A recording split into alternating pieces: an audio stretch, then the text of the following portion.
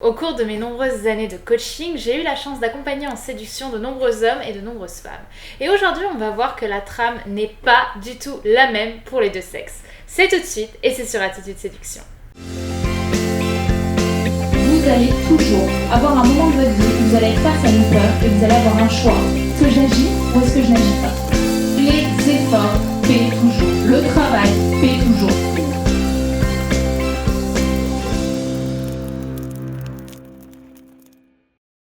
Bonjour à tous et pour ceux qui ne me connaissent pas encore, je suis Brenda, coach en développement personnel et en séduction à Paris et partout ailleurs dans le monde. Et aujourd'hui, je suis plus que ravie de vous retrouver dans de nouvelles vidéos pour booster votre confiance en vous, personnelle, professionnelle et sentimentale. Aujourd'hui, je reviens donc un petit peu aux sources puisque je vais vous parler séduction. En effet, j'avais réellement envie de vous faire une vidéo autour des différences et des enjeux surtout de la séduction féminine et de la séduction masculine. Comment un homme pense lorsqu'il séduit, comment une femme pense lorsqu'elle séduit et quels sont les enjeux et donc les conséquences de chacune de ces deux séductions. C'est ce qu'on va voir tout de suite et dans cette vidéo. Alors la première chose que j'ai envie de vous dire dans cette vidéo, c'est que oui, les hommes et les femmes ne partagent pas la même séduction et c'est tant mieux. Pourquoi? Parce que j'entends trop souvent dire aujourd'hui que lorsqu'une personne du sexe opposé nous drague, et nous drague donc différemment que de la façon dont nous l'aurions dragué si on était allé l'aborder, alors c'est qu'elle ne partage pas les mêmes valeurs que nous. Sauf que dans la réalité, dans les faits, c'est complètement l'inverse, puisque la séduction, mesdames et messieurs, repose réellement sur les différences et sur la complémentarité qu'il y a entre les gens. C'est-à-dire le fait de ne pas réussir à atteindre un homme, de ne pas réussir à atteindre une femme, à ne pas savoir vraiment qui elle est, comment elle est, de ne pas être dans sa tête. Ce qui nous séduit chez les gens, ce sont les différences qu'il y a par rapport à notre propre être et à notre propre rapport à nous-mêmes.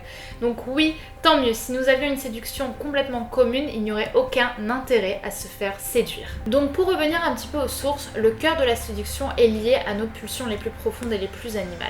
C'est-à-dire que de façon extrêmement schématisée, aujourd'hui les idées communes et les idées reçues sont celui ou celle que l'homme propose, le mâle propose, tandis que la femelle et la femme disposent. C'est-à-dire qu'aujourd'hui, de façon encore une fois schématisée, on a souvent plusieurs mâles qui font la cour pour une femelle. L'exemple qui me vient en tête quand je vous dis ça, c'est par exemple celui du pan qui va faire la roue pour impressionner la femelle.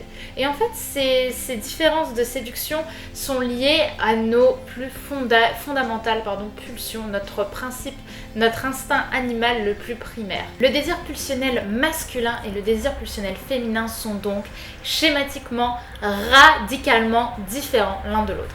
En effet, pour l'homme, son désir pulsionnel numéro 1 va être de semer sa graine dans un maximum de femelles possibles pour assurer une réelle descendance, une descendance nombreuse et faire perdurer son ADN. Tandis que pour la femme, son désir pulsionnel numéro 1 va être de sélectionner le meilleur mâle possible pour son enfant.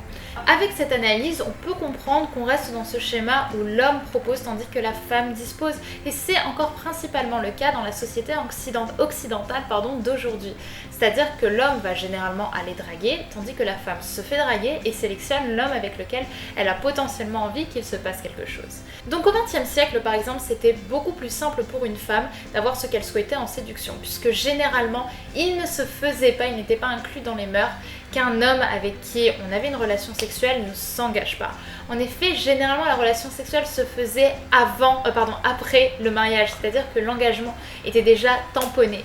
Ou alors une relation sexuelle avait une conséquence sur le long terme, c'est-à-dire que souvent les femmes ne couchaient pas sans qu'il y ait d'histoire, sans qu'il y ait de relation de couple. Donc au XXe siècle, c'était relativement plus simple pour une femme d'avoir ce qu'inconsciemment elle avait envie dans ce désir pulsionnel, c'est-à-dire qu'une relation sexuelle généralement marquait une forme d'engagement de la part du partenaire masculin. Mais aujourd'hui, ces temps ont changé et la libération de la sexualité de la femme est enfin assumée. Donc même s'il reste encore malheureusement du travail, on est quand même dans une ère occidentale où de plus en plus de femmes assument de coucher avec des hommes sans qu'il y ait forcément de lendemain avec eux. C'est-à-dire qu'il y a aussi cette notion de sex friend qui est sortie, c'est-à-dire des relations sur le long terme ou sur le court terme, où il n'y a pas cette forme d'exclusivité, où chacun est libre de faire ce qu'il veut dans le respect de l'autre. Donc ça c'est top, c'est-à-dire qu'aujourd'hui l'engagement n'est plus de mise dans la société occidentale pour avoir une relation sexuelle. De ce fait, dans la société dans laquelle on vit aujourd'hui, la séduction homme-femme ne va pas du tout se faire de la même façon. En effet, pour un homme, le plus difficile va être de pouvoir avoir un premier rapport sexuel avec une femme. En revanche, généralement, il aura plus de facilité et de choix d'engagement vis-à-vis de plusieurs femmes différentes. En revanche, pour les femmes, ce qui va être le plus difficile, ça ne va pas tant être de coucher avec un homme, car pour ça, les hommes sont beaucoup plus physiques. Il suffit quelque part de jouer des charmes physiques pour qu'un homme ait un désir sexuel envers une femme, dans la plupart des cas. En revanche, ce qui va être plus difficile pour elle, ça va être d'amener l'homme à s'engager. Et la séduction, la réelle séduction, va commencer à ce moment-là pour la femme. Vous l'aurez compris, on reste globalement dans une ère où l'homme est le plus actif en séduction, c'est-à-dire qu'il va davantage provoquer la rencontre, tandis que la femme va plutôt disposer. En revanche, là où au XXe siècle, coucher était synonyme d'engagement, aujourd'hui, la séduction féminine est mise à rude épreuve. Néanmoins, je tenais à vous avertir encore une fois sur le contenu de cette vidéo. Ces désirs inconscients ne sont pas pour autant ceux que vous souhaitez assouvir. C'est-à-dire que chacun est libre, et je le répéterai autant qu'il le faudra, de vivre une séduction dans laquelle il se sent bien et dans laquelle il se ressemble. C'est-à-dire que chacun est libre d'avoir une relation sexuelle quand il le souhaite, tant que celle-ci est consentante et bienveillante.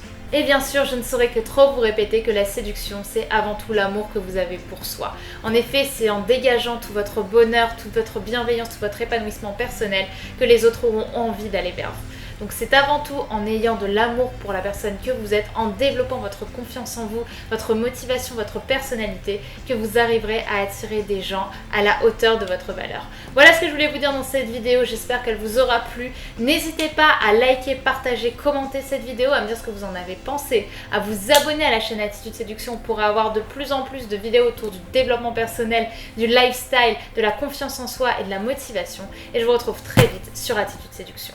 Au revoir.